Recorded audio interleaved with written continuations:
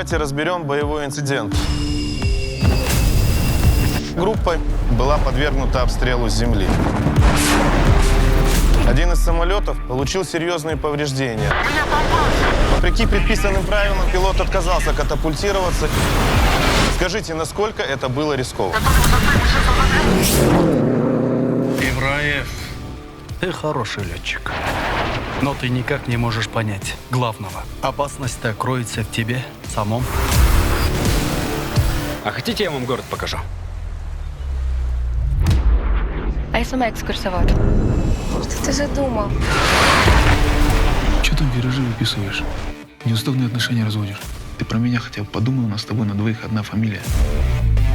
Долетал сам авиатор? Мне из отряда отчислили. Ты военный. Тебя по результату будут судить. Давай быстрее взрослей.